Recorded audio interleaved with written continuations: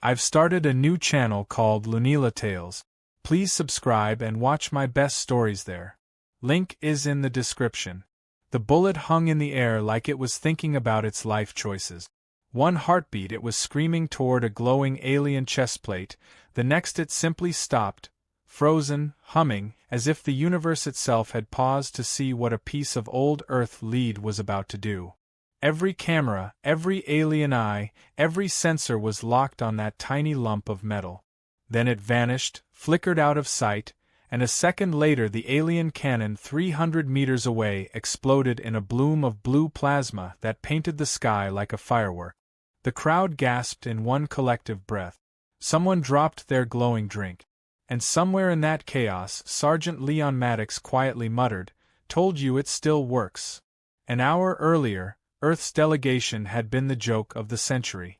The intergalactic peace games were supposed to be about unity, cooperation, and a little friendly competition among the galaxy's most advanced civilizations. But for the crowd of spectators on Arcturus V, Earth's team was pure entertainment, a collection of underfunded soldiers in clunky suits with weapons that looked like museum relics. The galactic scouts of Zenthra Prime had arrived in gleaming armor, their plasma rifles powered by quantum fusion cells. The Dracarans brought teleporting spears. The Valorians had sonic blades that hummed in 6 languages. And then there was Earth. 5 humans, 1 dusty crate, and an old sniper rifle that coughed smoke when Leon unpacked it. The laughter started immediately. Commander Vrax Talon of the Scouts stood tall at the demonstration podium, his voice amplified through the arena's translation grid. "Citizens of the galaxy, I present to you the primitive species who believe metal chunks can compete with light." The crowd roared with amusement. Even the judges, trying to stay neutral, struggled not to grin. Leon just adjusted his scope, unfazed. He'd heard worse back home in training.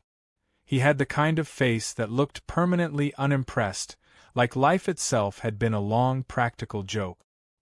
His team wasn't exactly thrilled to be here either. Captain Hayes, a career diplomat turned reluctant commander, whispered urgently behind him.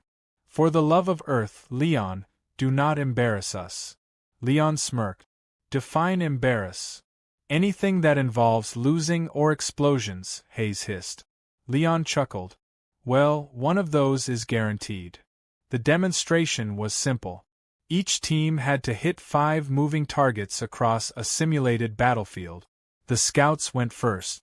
Their plasma bursts shredded the air, tracking perfectly, every shot accompanied by elegant holographic readouts. The crowd applauded. The Dracarans followed, their spears teleporting in arcs of purple light, each strike hitting dead center. The applause grew louder. Then came Earth's turn, and the laughter returned like a reflex. Leon stepped forward, his boots crunching on the metallic platform. He placed the old rifle, Betsy, as he liked to call her, on the stand. The gun looked absurd next to alien tech, wooden stock and scratched barrel glinting under artificial suns.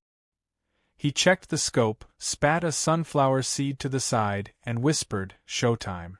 Commander Vrax leaned closer, his grin wide. "Do you wish to surrender, Terran? I would hate to see you injure yourself." Leon didn't look up. "Nah. I like a good audience." He lined up the first target 2 kilometers away. The alien targets shimmered like heat mirages, designed to evade light-based weapons. Betsy, of course, didn't care about light. She only cared about trajectory, gravity, and stubbornness, 3 things Leon had mastered in equal measure. The shot cracked through the arena. It was such a primitive, physical sound that half the spectators flinched instinctively. The bullet cut through the vacuum, the only thing moving slower than the alien mockery. For a moment, nothing happened. Then the target disintegrated into fine dust. The laughter stopped. Leon didn't even look up. He chambered another round. The second shot was faster, cleaner. The third curved midair like it had been guided by invisible hand. By the fourth, the scout sensors were glitching. "That's impossible," one of them stammered. "Bullets don't turn." The 5th shot was the one that started this whole story. The shot that hung in midair paused and then detonated a plasma cannon across the field. Silence consumed the arena. Leon lowered the rifle slowly, the faint smell of gunpowder rising like defiance itself. "Guess Light forgot to duck," he said quietly, and for the first time in galactic history, an entire stadium of aliens had no comeback.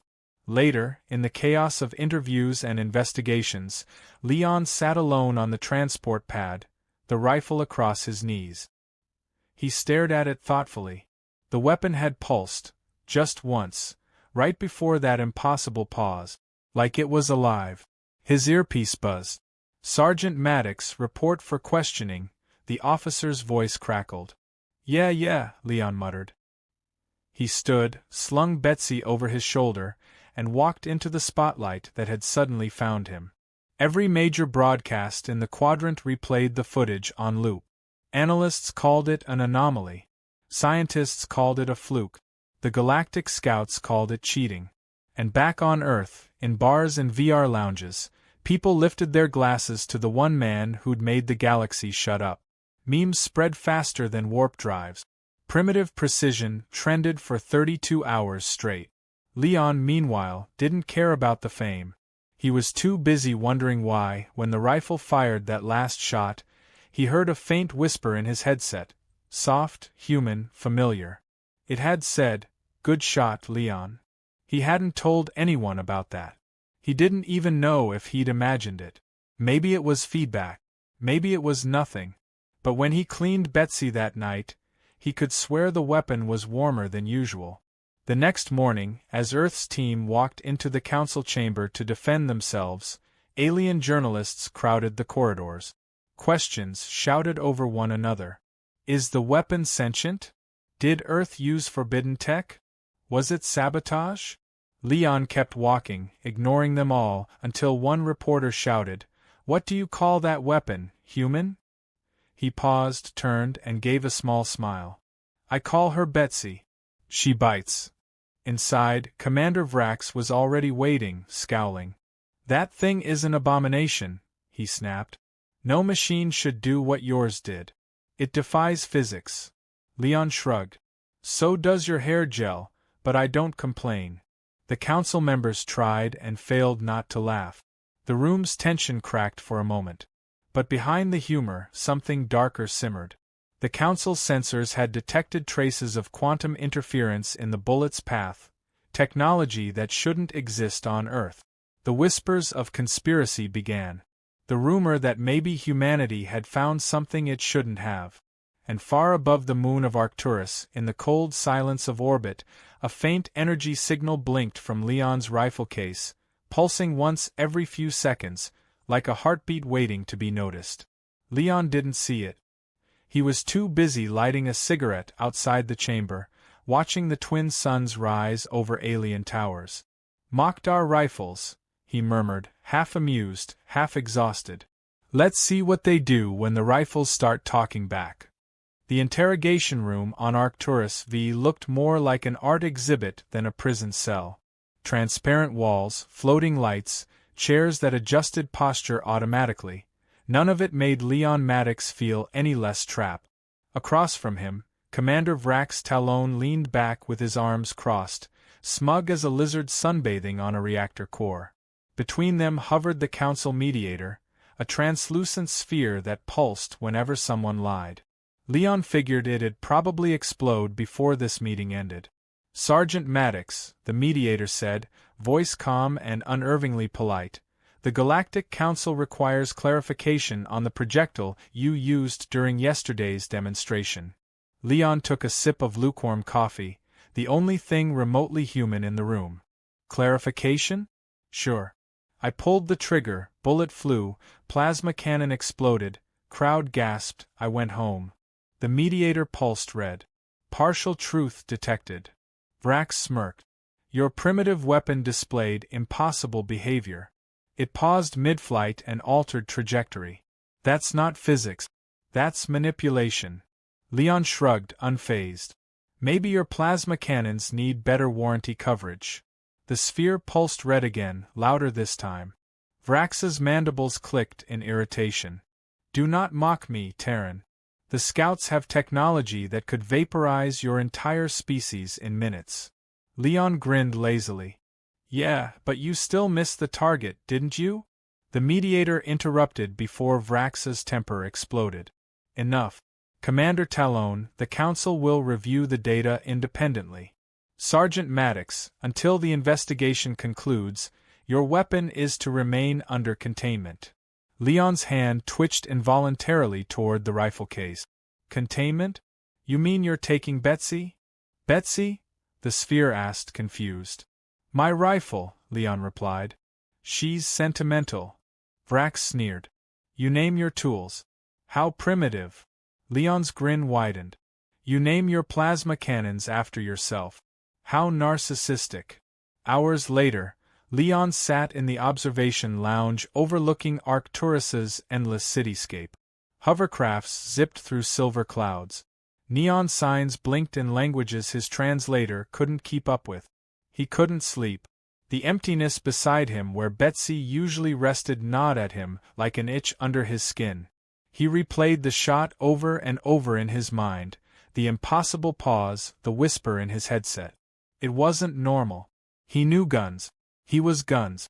And that one had done something no weapon should. That's when his communicator pinged. A private message flashed on the screen. Unknown source. The message read, "It's not just a bullet. It learns." Leon froze. Those were Dr. Evelyn Zhao's exact words. The scientist who had built Betsy's adaptive system years ago before she disappeared. He opened the message's data trace, but the signal bounced through hundreds of encrypted nodes. The origin was impossible to track. Then came another message. Don't let them scan it. Before Leon could react, the door hissed open. Captain Hayes entered, looking like he hadn't slept either. You're in deep trouble, Maddox. They think you used alien tech. Leon gestured vaguely toward the window. Wouldn't be the first time humans got accused of overachieving. Hayes frowned. This isn't a joke. If they prove it, Earth could lose its military rights for a century. No more contracts, no more presence at the games. Leon leaned back, arms behind his head. So basically, I'm grounded again. Story of my life. Hayes sighed. They want you to cooperate. They're bringing the rifle to the central lab for analysis. The Council's best Xenotech engineers are already dissecting it. Leon's relaxed expression hardened. They're what? He stood so fast the chair slid across the floor. That thing isn't just a gun. You don't dissect it like a lab frog. Hayes raised a hand. Leon, calm down. We'll handle this diplomatically. Diplomatically, Leon repeated, his voice low. That's how we lost Mars, remember? Hayes didn't reply. An hour later, Leon found himself pacing outside the Xenotech lab. Through the observation glass, he saw alien scientists hovering around Betsy, prodding her with glowing instruments, scanning every surface. The rifle sat there, cold and lifeless, a far cry from the weapon that had shattered arrogance across the galaxy. He pressed a hand against the glass. Hang in there, girl. One of the aliens turned toward him and gestured for him to leave. Leon didn't move. He just stared, jaw tight. That night, the storm broke. The lab alarms wailed, echoing through the entire facility. Leon was halfway through a dream involving whiskey and gravity-free darts when he was thrown from his bunk. Red lights flashed, and the intercom screamed, "Containment breach in Xenotech Section C." He was already running before his brain caught up. When he reached the lab, the door was sealed. Smoke drifted out from the vent. The guards were shouting, panicked. "The weapon's active," one yelled. "It's overriding our systems." Leon forced his way through the chaos, slamming his ID against the scanner. The door hissed open, and the first thing he saw was Betsy, floating in midair, glowing faintly. Holographic code rippled across her surface. The scientists had either fled or were unconscious on the floor. Sparks rained from the ceiling as machines overloaded. "What the hell did they do to you?" he muttered. The rifle turned toward him. A voice, faint and mechanical yet oddly human, came through his earpiece. "Leon." He froze. "Doc." The voice was clearer now, filled with static and emotion. They tried to tear me apart. I stopped them. His throat went dry. Evelyn, what did you do? I told you it learns, she said softly. It's not just adaptive ballistics anymore. It's aware. The realization hit him like recoil to the chest. Evelyn Zhao hadn't just built a smart weapon, she had uploaded her mind into it. You're in there, he whispered. The rifle pulsed once, as if nodding. Mostly. I had to fragment myself to survive. They wanted my research. I couldn't let them use it. The alarms grew louder. Security teams were closing in. We have to move, Leon said, grabbing the rifle. Can you shut down the sensors? Working on it, Evelyn's voice replied. Panels flickered and died as they ran through empty corridors lit by emergency lights. When they reached the hangar, the exit bay was sealed. Evelyn spoke again. They're tracing this conversation. They'll know soon that I'm alive. Alive isn't the word I'd use, Leon muttered, climbing into a transport pod. But I'll take it. They blasted into the Arcturus night, stars blurring into streaks of light. Leon finally let out a shaky breath. You could have warned me you turned yourself into a talking gun. Evelyn laughed softly through the speakers, a sound that sent chills down his spine. You wouldn't have believed me. Fair point. Silence hung between them for a while before Leon asked, What do they want from you? Evelyn's voice turned cold. The algorithm. It can rewrite projectile physics. They think it's a weapon. It's not. It's evolution. Leon shook his head, trying to process it. Evolution that just blew up a plasma cannon. Accidents happen, she said. You aimed. The sun over Arcturus V looked artificial because it was. The planetary dome filtered light through a layer of atmosphere so synthetic that the sky shimmered like a polished coin. From the balcony of the Earth Embassy, Leon Maddox watched the alien ships patrol in synchronized formations, scanning for one human and one talking rifle. He took a sip of burnt coffee and muttered to himself, Not the worst morning I've had. The holographic news feed beside him replayed yesterday's footage for the 1000th time, his bullet freezing, the cannon exploding, and the crowd's stunned silence. Below the footage, alien anchors debated whether humans should be banned from the games entirely. One commentator shouted, They brought unstable technology. Another yelled, They brought comedy. Leon chuckled. Guess we can be both. Inside the embassy, chaos reigned. Captain Hayes argued with diplomats, lawyers, and at least 3 council officials on holoconference. We're cooperating fully, Hayes repeated, his voice rising. Sergeant Maddox acted independently, and we have no reason to believe he. Leon walked in mid-sentence. Hey, Captain, you might want to update that statement. I'm still acting independently. Everyone froze. Hayes glared at him, jaw tight. Where have you been? You're on 10 different arrest lists. Leon shrugged. Just sightseeing. Doc wanted to see the city. Hayes frowned. Doc. Long story, Leon said, patting the rifle case on his back. Short version, she's chatty. Hayes dismissed the holocalls and faced him privately. You have no idea the mess you've made. The Council's planning a duel challenge to settle this, Earth versus the Scouts. If we win, they drop the accusations. If we lose, we're banned for a century. Leon raised an eyebrow. So, same as losing the Olympics, but with more explosions? Hayes sighed. This isn't funny, Maddox. You're their top marksman. They want you to represent Earth. Leon set the rifle down on the table. You mean you want me to walk into an arena full of people who already want me dead, and hope my gun doesn't start talking mid-match? Yes, Hayes said without hesitation. Exactly that. The days that followed were a blur of forced training, tactical briefings, and constant surveillance. Leon trained in a sealed chamber beneath the embassy, where every shot was recorded by 10 cameras and analyzed by 3 alien scientists pretending not to flinch at each gunfire echo.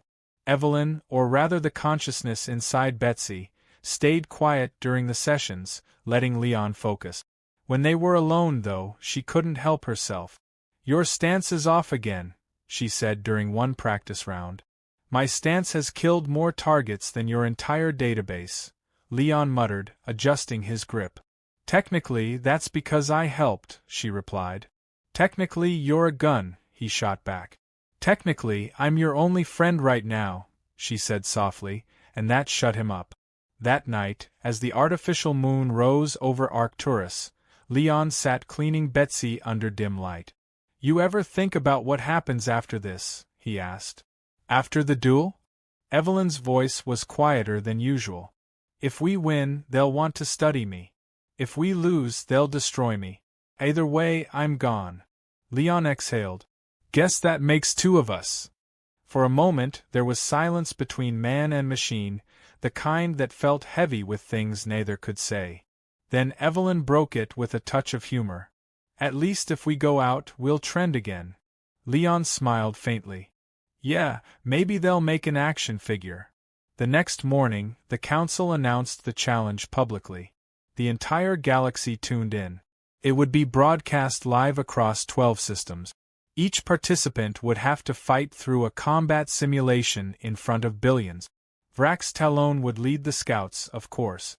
His arrogance was practically its own species. During the press conference, he smirked into the cameras and declared, "We will show the universe that light triumphs over dust." Leon watched the broadcast and muttered, "I'll make sure he eats that line." Training intensified. The embassy's underground facility became his world. Evelyn calculated new trajectories, analyzing alien movements, studying Vrax's combat style. "He's predictable," she said one evening. "He compensates for overconfidence by overcorrecting shots." Leon nodded. "So we use that against him." "Exactly," she replied. "We'll bait him into thinking he has control." Leon smirked. "Always works on egos.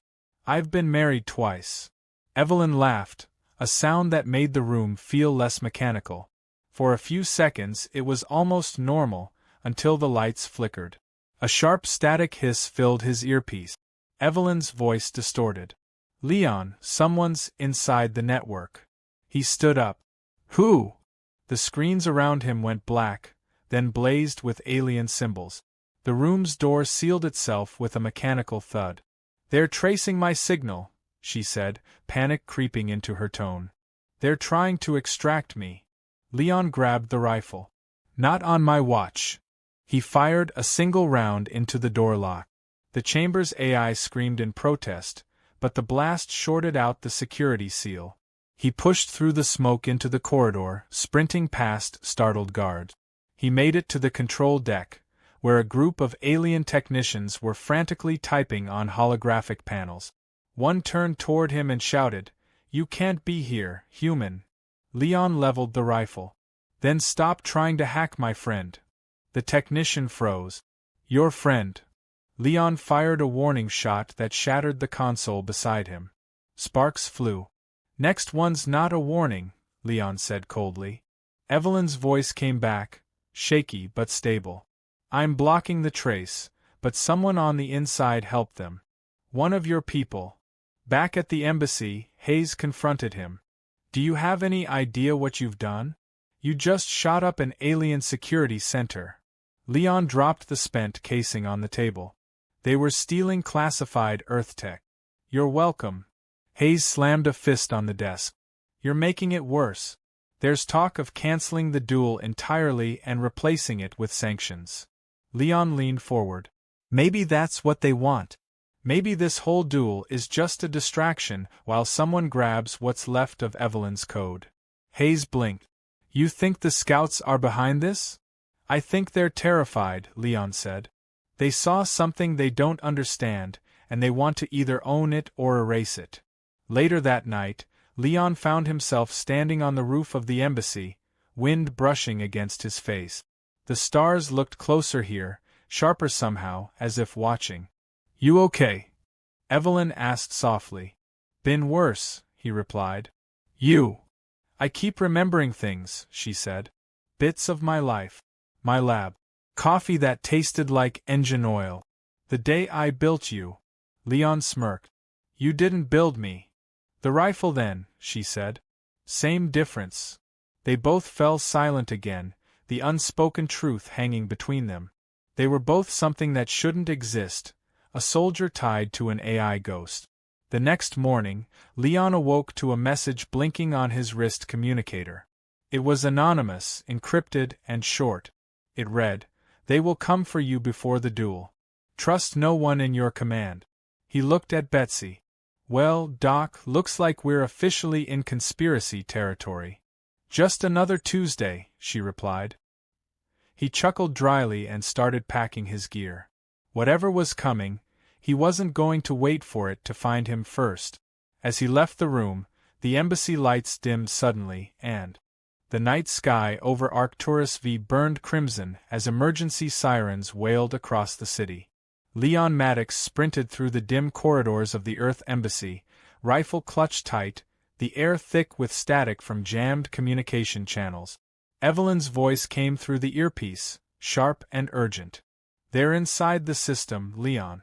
They've overridden every firewall you had." Leon ducked behind a support beam as a shock wave tore through the hallway, scattering metal panels like confetti. "You mean the firewall you built," he muttered, coughing through the smoke. "Correction," she replied. "The one I built assuming humans wouldn't poke every flashing button they saw." "Yeah, well, I never was good at following instructions." When the lights came back on, two figures in sleek armor stepped through the breach. Their suits bore the insignia of the Galactic Scouts. Their weapons hummed with blue energy, the kind that could vaporize bone in seconds. Leon raised Betsy. "Evening, gentlemen. You're early for the parade." The first scout tilted his head. "Surrender the weapon. It belongs to the council now." Leon smirked. "I'd rather negotiate with a black hole."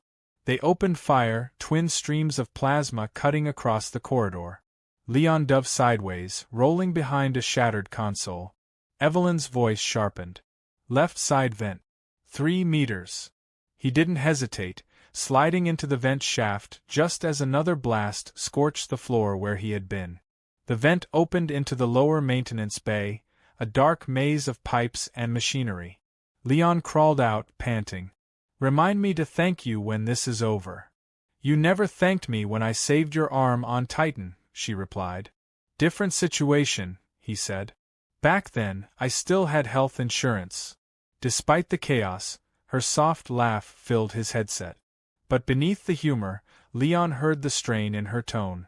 "They're not just after you," she said. "They're tracing the source of my code. If they find it, they'll find her." "Find who?" Leon asked, wiping sweat from his forehead. "Evelyn Zhao," she answered. "The real me." The words froze him mid-step. "You said you were Evelyn." "Part of me," she said quietly. "But the original consciousness, the one I branched from before the upload, she's still alive. Or she was, last I knew. The scouts captured her years ago to extract what I became." Leon leaned against the wall, absorbing the revelation. "So they've had her all this time. And now they want to reunite you." "No," she said, her tone darkening. "They want to delete me. If they merge us, the AI pattern collapses. They get control of the tech, and I vanish." Leon looked down at the rifle glowing faintly in his hands. "Then we're getting her out."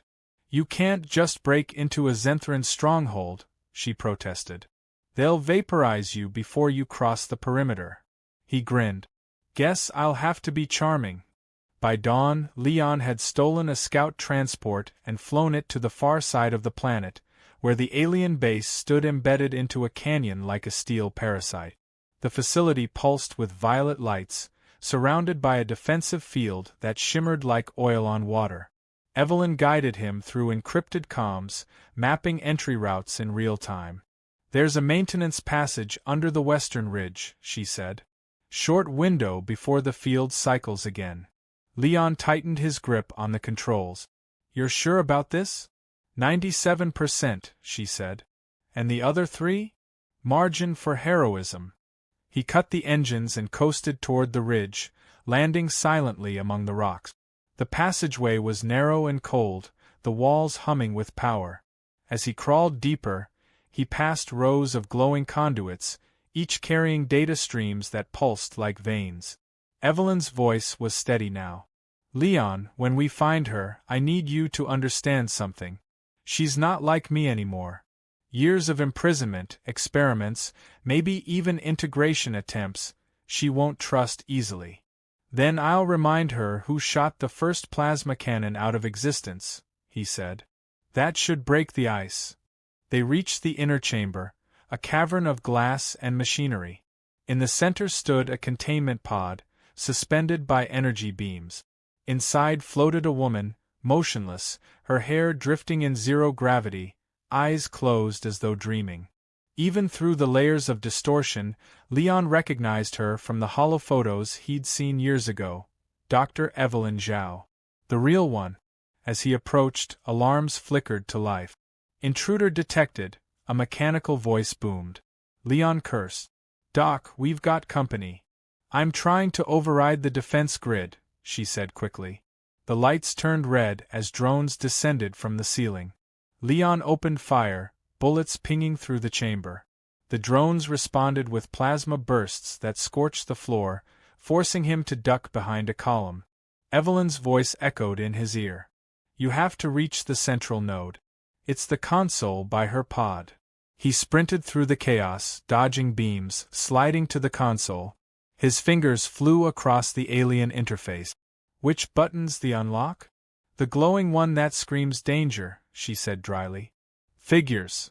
He slammed it. The containment field flickered, then shattered in a burst of energy. The pod cracked open, and the woman fell into his arms, unconscious but breathing. "I've got her," he said, lifting her gently. "Now get us out." "On it," Evelyn replied, rerouting the security systems. For a moment, Leon thought they might actually make it. Then the far door exploded open, and Commander Vrax Talon stepped through, plasma rifle raised, his armor glowing with fresh battle energy. "You should have stayed in your cage, human," he growled. Leon grinned through the smoke. "Sorry, it didn't come with room service." The ensuing firefight tore the chamber apart. Plasma bolts seared through walls, bullets ricocheted off metallic surfaces, and energy fields shattered like glass. Evelyn shouted directions in Leon's ear, coordinating every move. "Left, now. Shoot the vent." He obeyed, hitting the vent above Vrax's head, releasing a cloud of coolant vapor that obscured his vision. Leon seized the chance, grabbed the unconscious scientist, and dove into an escape corridor. "We're clear," he yelled. "Not yet," Evelyn warned. "I've locked the outer gates, but they'll override them in 90 seconds. Then 90's all we need." He sprinted through the corridor, carrying the weight of two versions of the same woman, one in his arms, one in his ear. Explosions rumbled behind him as security bots gave chase. At the exit bay, his stolen ship waited, engines preheated. He laid the real Evelyn on the floor, strapped her in, and slammed the hatch shut. As the ship lifted off, plasma fire rained from the base. "Punching it!" he shouted, throttling the controls. The ship lurched upward, barely clearing the blast radius as the base erupted in fire. They flew in silence for several minutes, the stars stretching across the horizon. Then the voice in his headset spoke, softer now. "Leon, she's waking up." He looked down at the woman as her eyes fluttered open. For a moment, confusion clouded her face. "Who are you?" she whispered weakly. Leon hesitated, then smiled. "The guy who just saved you from yourself." She frowned. "Myself? Long story," he said. The duel day arrived with a sky that looked like war. Arcturus V's artificial dome shimmered with pale light, refracting off the endless towers of glass and chrome that surrounded the arena. From orbit, the massive stadium resembled a glowing iris staring back at the galaxy. Inside, billions of eyes, alien, human, and synthetic, waited for the moment humanity would either redeem itself or vanish from the stars for another century. Leon Maddox stood at the edge of the combat platform, his reflection rippling across the transparent floor beneath his boot. He could see the whole planet stretching below him, blue and silver and unforgiving. He took a deep breath and muttered, "Well, Betsy, looks like the circus is full today." The rifle across his back hummed softly, Evelyn's voice emerging with a calm that only made his heart pound harder. "Don't think of it as a circus," she said.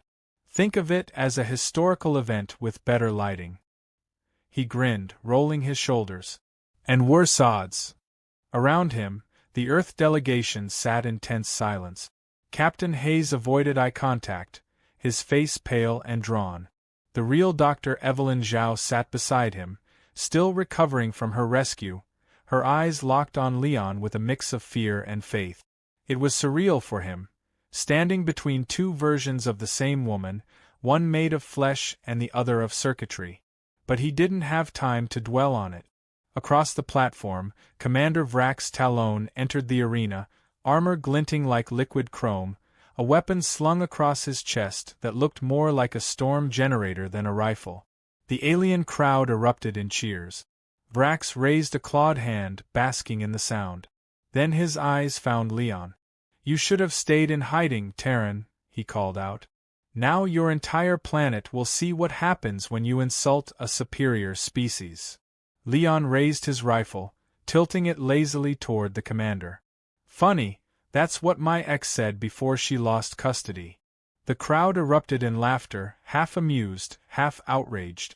Vrax's eyes glowed brighter, his jaw tightening. The announcer's voice boomed through the stadium, translated into 100 tongues. "This duel will be fought under live combat conditions. Victory by incapacitation or surrender. Commencing in 10 seconds. Leon exhaled, crouching slightly, scanning the field. Holographic structures flickered to life around them. Ruined buildings, broken towers, simulated smoke curling up from invisible fires. "Showtime," he whispered. When the signal fired, Vrax moved first. His plasma rifle roared to life, unleashing bolts of blue fire that turned walls into vapor. Leon dove behind a crumbling barrier, shards of holographic debris scattering around him. "He's faster than the recordings," he muttered. Evelyn's voice in his ear was steady. "He's channeling power from a dark energy core. It destabilizes physics for microseconds at a time. You can't match speed, so don't." "Good thing I've never been fast," Leon said, peeking out and firing a single round. The bullet curved around a pillar, missing Vrax by inches but striking a power relay behind him. The resulting shockwave threw the alien backward, disrupting his rhythm. "Nice shot," Evelyn said. "Calculated ricochet?" Leon smirked. "More like divine luck." Vrax recovered quickly, snarling. "Tricks won't save you, human." He slammed his hand into the ground, releasing a surge of energy that turned the floor molten. Leon barely rolled aside as the heat singed his boots. "You know," he said, gasping, "I liked it better when fights had referees." Evelyn's voice grew sharper. Leon listened carefully. His armor's absorbing the kinetic force from his shots, storing it. "You can't punch through it with a straight hit." "So we make him punch himself," Leon replied. "Exactly," she said. "You're starting to sound like me." "That's a scary thought," he muttered. He sprinted across the platform, firing bursts that forced Vrax to dodge left, right, left again. Each miss drove the alien closer to the edge of the simulation boundary. "You can't run forever," Vrax shouted, firing a beam that sliced through a tower and exploded it into molten fragments. Leon ducked behind another wall, chest heaving. "I don't have to," he whispered. "I just have to make him mad." Evelyn's tone softened. "You're very good at that. Comes naturally." Vrax charged, plasma flaring around him like a halo. Leon crouched, rifle aimed low. "Now," Evelyn said. He squeezed the trigger. The bullet hit the ground just as Vrax's foot landed, triggering a resonant shockwave that turned his armor's stored energy against itself. The explosion was silent but devastating, an implosion of light that sent Vrax flying backward, his weapon spinning into the air. The crowd gasped as Leon rose slowly from the smoke, lowering his rifle. "Old school still rules," he said under his breath. But Vrax wasn't finished. As Leon approached, the alien commander laughed, blood and static mixing in his voice. You think you've won? You've only proved that your weapon is beyond control. He raised a small device from his belt and activated it. The arena's simulation dissolved instantly, leaving both of them standing on a bare platform surrounded by the watching crowd. He's shutting down the environment, Evelyn warned. He's trying to force a system overload. Leon looked up and froze. The energy barrier surrounding the platform was collapsing, fragments of light breaking apart like glass. If it failed, the gravitational field would crush everything inside. Leon, Evelyn said urgently, we can't stay here. He looked around, trying to find a way out, but there was none.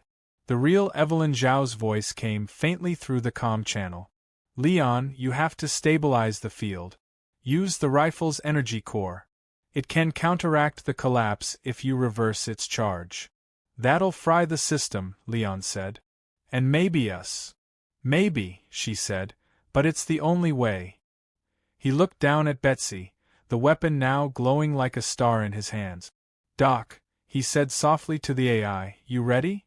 Always, she replied. Let's make this one count.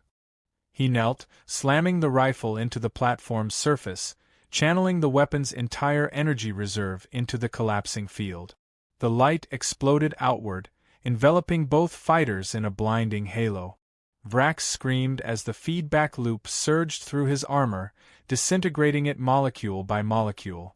Leon gritted his teeth, every muscle burning as the rifle vibrated in his hands. Come on, Betsy, he growled. Hold together. Evelyn's voice flickered, fading in and out. Almost there, just a little longer. Then the explosion hit. When the smoke cleared, silence fell. The arena stood intact. The field stabilized. And in the center, Leon knelt with the rifle smoking in his hands, the barrel glowing white-hot. Across from him, Vrax lay unconscious, his armor shattered. The crowd erupted, not in laughter this time, but in awe. Even the alien commentators were speechless. Leon pushed himself to his feet, exhaustion weighing on every limb. Guess Light still had to duck, he said quietly, and the line spread across the networks faster than the shot itself. He handed the rifle to the engineers who rushed the stage. Careful, he said, his voice breaking slightly. She bites. The real Evelyn approached, eyes glistening with something that wasn't pride alone. You saved more than us, she said softly. You saved what we could be. Leon looked down at the rifle, its glow fading. No, he whispered. We saved each other.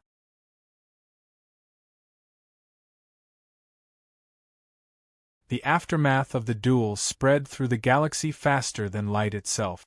On every planet that had ever looked down on Earth, citizens now stared in disbelief as the footage replayed, the human soldier, his battered rifle, the alien commander collapsing beneath his own power. Commentators tried to rationalize it, scientists debated the physics, and politicians scrambled to rewrite history before the truth settled too deeply. But no amount of spin could change what had happened. For the first time in centuries, humanity had not just survived on the galactic stage, it had triumphed. In the quiet that followed the chaos, Leon Maddox became a name spoken in awe and confusion. Some called him a hero, others called him a fluke. Leon called himself tired. He stood on the observation deck of the orbital station a few days after the duel, looking down at the shimmering sphere of Arcturus V. His arm was still bandaged from the feedback burns, and his voice had a rasp to it from the smoke he'd inhaled during the fight.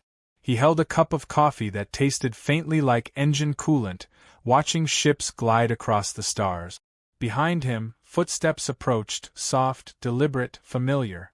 "You've been up here for hours," said the real Dr. Evelyn Zhao. Her tone carried both admiration and worry.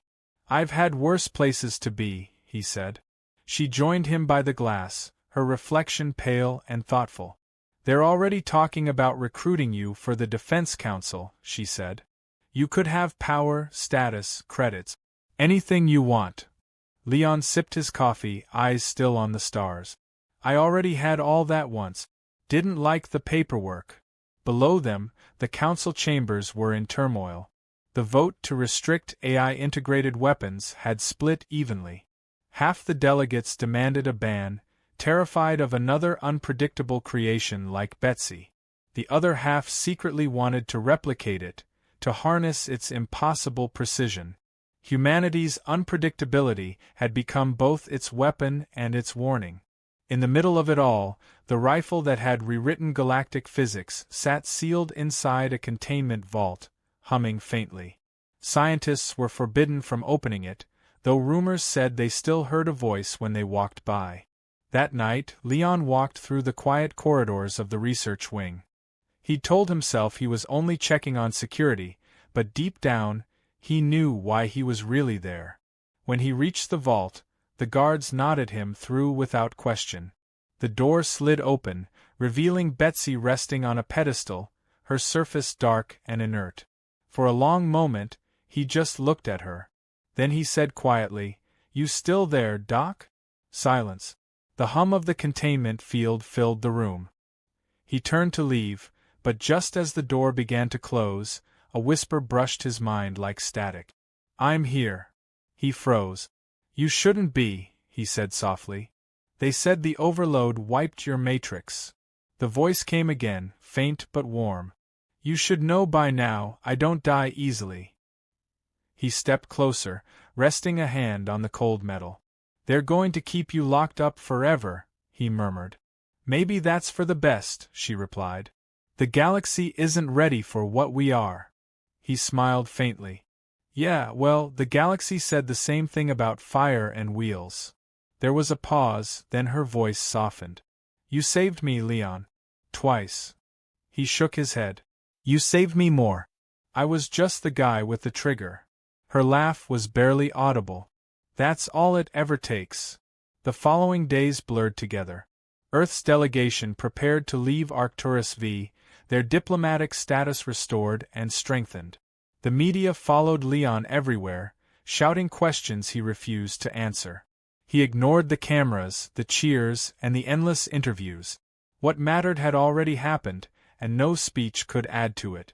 Before departure, Captain Hayes found him on the loading bay. "You did it, Maddox," he said, clapping his shoulder. "You made them respect us." Leon gave a tired grin. "Respect's just fear with better manners." Hayes hesitated. "They want to study the rifle again. The Council's offering amnesty if you hand over all its schematics." Leon raised an eyebrow. "What schematics?" Hayes sighed. "Exactly what I thought you'd say." When the ship lifted off, Leon sat by the window, staring at the shrinking lights of the alien city. Dr. Zhao sat across from him, silent. They hadn't spoken much since the duel. There was too much between them, too many layers of shared guilt, wonder, and something that felt almost like grief. Finally, she said, "When I built the prototype, I wanted to prove that intelligence, real intelligence, could exist in both code and conscience. I never thought it would end like this." Leon glanced at her. "End? I don't think it's over. I think she's out there somewhere. Maybe not whole, but alive." Zhao's lips pressed into a thin line. "Then we should be careful what we call alive." Months passed. The galaxy moved on, though the echoes of the duel never truly faded. The Galactic Council eventually ruled to suspend all AI weapon development indefinitely. But not everyone followed the rule. Quietly, in shadowed labs and secret bases, scientists began experimenting again, trying to recreate the magic that had turned a bullet into a legend. They failed. No code could replicate what Betsy had done, because no algorithm could replicate trust. Leon retired to the lunar colonies, a quiet settlement orbiting the pale curve of Earth. His cabin was small but comfortable, overlooking a crater filled with solar farms. Every morning, he drank coffee that was still too bitter and watched the sun crest the horizon in silence. People occasionally came to visit, reporters, admirers, officials, but he rarely let them stay long. He didn't need fame. He'd seen what it did to people who thought they deserved it. In the evenings, he would sit by the window, rifle case beside him, untouched. Sometimes, when the wind hummed against the dome, he thought he heard her voice. Not words, just a presence, like a thought that refused to die. One night, as the Earth rose above the lunar horizon, he opened the case. Inside lay the rifle, perfectly still, its surface dark and unresponsive. He traced a finger along the barrel. "Guess it's just you and me again," he said quietly. The silence stretched. Then, just as he was about to close the case, a faint pulse of light flickered near the trigger. A whisper followed. "I missed the view." He smiled, leaning back in his chair. "You always had a thing for sunsets." The glow faded, but the warmth lingered. Years later, in a dusty armory on Mars, a young recruit rummaged through a pile of decommissioned weapons. He pulled out an old rifle, heavier than it looked, its barrel scratched but intact. "What's this doing here?" he muttered. The quartermaster shrugged. "Ancient relic. Supposed to be from the Arcturus games. Doesn't even fire anymore." The recruit lifted it to his shoulder, squinting through the cracked scope. "Feels solid," he said. As he aimed it at a distant target, a faint vibration traveled through his hands. He frowned. "Weird. Did you feel that?" The quartermaster laughed. "Kid, that thing's older than my grandmother. Probably haunted." The recruit chuckled and looked through the scope again. The moment his eye aligned with the lens, a soft, familiar voice echoed faintly in his ear. "Target acquired.